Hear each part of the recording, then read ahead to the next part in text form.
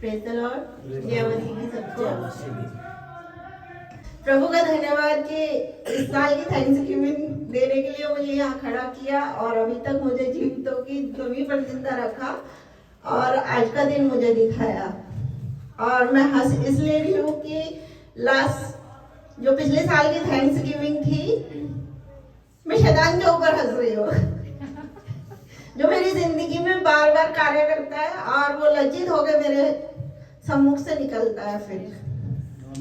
और शैतान की बात इसलिए कर रही हूँ कि मुझे लास्ट ईयर भी ये दवाई मैंने दी थी कि मेरे को मेडिसिन खानी होती थी, लेकिन 3 साल से मैंने कोई रेगुलर मेडिसिन नहीं ली।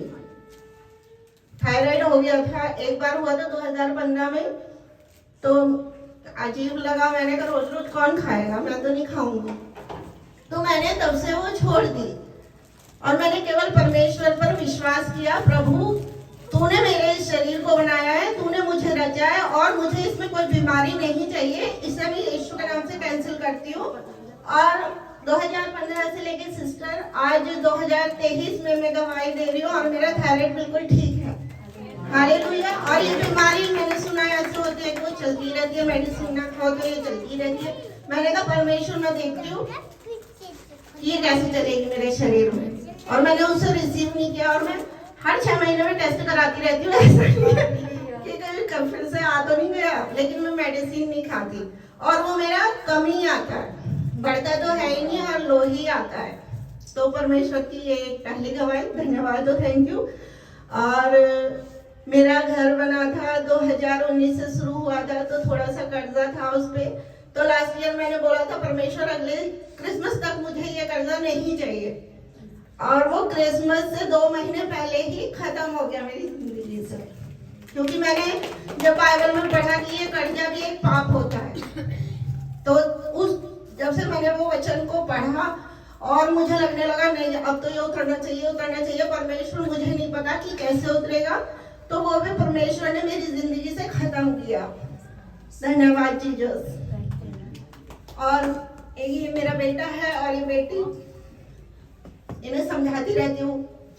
पापा भी मानते हैं लेकिन वो दूर दूर से, दिल में बहुत है लेकिन दूर दूर से दिखाते नहीं है। तो फिर अभी से उनकी क्रिसमस की प्लानिंग शुरू हो गई है, तो मुझे अच्छा लगता है कि मन से मान रहे हैं, हमसे ज्यादा मानते हैं।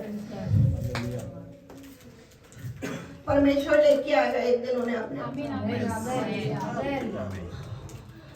लेकिन वो खुदा के बहुत नजदीक है, केवल दिखाते नहीं है दूसरे। बोला मैं इतना वो नहीं कर सकता लोगों की तरह। और मेरे दोनों बेटे बेटी, इसने मुझसे साइकिल मांगी थी 2018 में।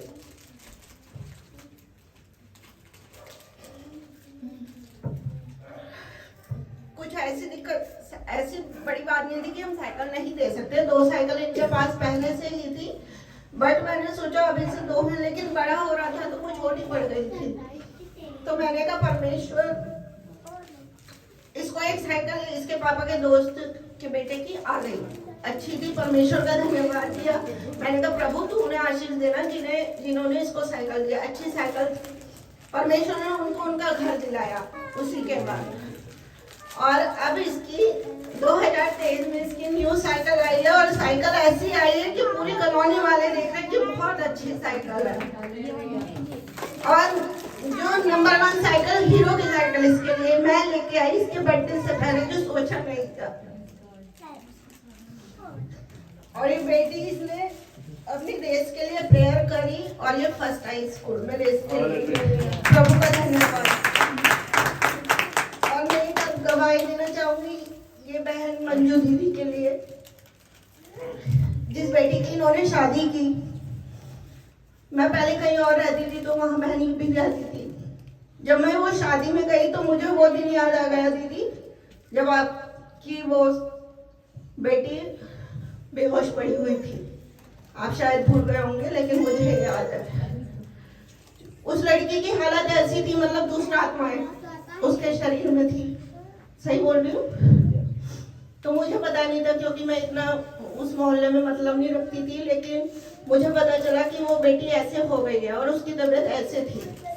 मैं चर्च में जाती थी, लेकिन घर में ही प्रेयर करती थी। तब तक किसी को नहीं पता था, मैं नहीं गई थी उस मोहल्ले में।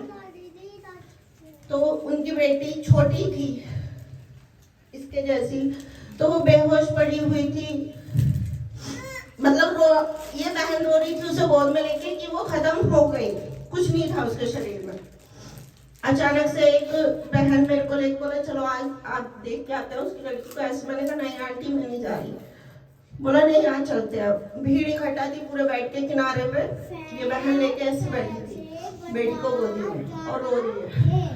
मैं गई, पहले मैंने देखा, कुछ नहीं किया, देख रही हूँ तो मुझे बहन का रोना नहीं देखा गया, उस बेटी को देखा मैंने कहा परमेश्वर ये बेटी इसको दे दे वापस और इसको होश में लेके आ। उसके दांत वगैरह सब कुछ बंद हो चुके थे और मतलब ये रो रही थी कि इसमें अब कुछ नहीं है। मैंने कहा परमेश्वर तू इसे दे दे। मैंने हाथ पकड़ के उसकी दुआ की, 5 मिनट लगे होंगे, वो बेटी उठी। वो बेटी उठी। मैंने बोला इसको, जैसे परमेश्वर ने एक बेटी को बोला था ना इसको खाने को कुछ दो, मुझे वो याद आया परमेश्वर तूने ऐसे बोला था। तो मैंने कहा इसने कुछ बोला नहीं, कुछ नहीं खाया। मैंने कहा आप इस थोड़ा सा पानी लेके आ जाओ। इन्होंने ग्लूकोन डी दिया, मुझे याद है। मैंने उस पर दुआ करके उस बेटी को पिलाया, बस इतना ही था। फिर मैं वहां नहीं रुकी। ये बहन वहां पर उसके शाम को मेरे घर पे आई, फिर इन्होंने अपनी कहानी सुनाई। इतनी दुखी थी मैं। ये बात ये इसलिए बता रही हूँ, दूसरे घर में मैं गई, फिर से वो बेटी बीमार हुई थी। फिर से उस दिन वो रोते हुए आई, मैं उनको यहाँ पे लेके आई पास्टर। ये बहन उस दिन बहुत उसी बेटी के लिए। और अब उस बेटी की शादी हुई है। जिस दिन वो कार्ड देने मेरे घर पे आई बेटी बड़ी, और जब मैंने उसे दुल्हन के रूप में देखा, मुझे याद है खुदा ये तेरी बचाई हुई बेटी है। और इतनी सुंदर वो लग रही, मैं बार बार उसको फोटो में खींचता उसको देखती हूँ, खुदा ये तेरी बचाई हुई बेटी। ये बहन भूल गई होगी लेकिन मैं नहीं भूल, क्योंकि मेरे खुदा ने उस बेटी को बचाया है। और जब मैंने इससे पूछा, उस शादी में मैं गई, मैं पास्टर से पहले पहुंच गई थी। मैंने पूछा, दूसरों ने ही बता दिया कि वो बहन बहुत रो रही है। तब तक मैं इनसे मिली नहीं थी, लेकिन मेरा शादी में जैसे परमेश्वर उस काना गांव की शादी में पहुंच जाता ना, और वहां की सब कुछ पूरी चीजें परमेश्वर को सौंप दी गई थी कि वहां पर कुछ खत्म। मुझे याद आया परमेश्वर इसका कोई नहीं है, इसका तू है, इस बहन का, उस बेटी का बाप तू है, और इस शादी में कुछ कमी और घटी ना होने। मैं उस शादी में गई और फिर बहन से मिली। बहन ने बोला कि सब कुछ खुदा के द्वारा अच्छा होगा। गवाहियां बहुत है जीवन में, लेकिन कुछ गवाहियां बहुत महत्वपूर्ण है, और मेरे जीवन में तो गवाही होती ही रहती है। और 2 बहनों के लिए मैंने अपनी कॉलोनी के लिए प्रार्थना की थी, वो भी इसी ईयर की है। एक को बेटी हुई, जिसकी एक बेटी छीन गई थी होते के साथ, उसके लिए प्रार्थना करी थी, उसको बेटी। और दूसरे के लिए बेटे की प्रार्थना की थी, बेटा ही हुआ।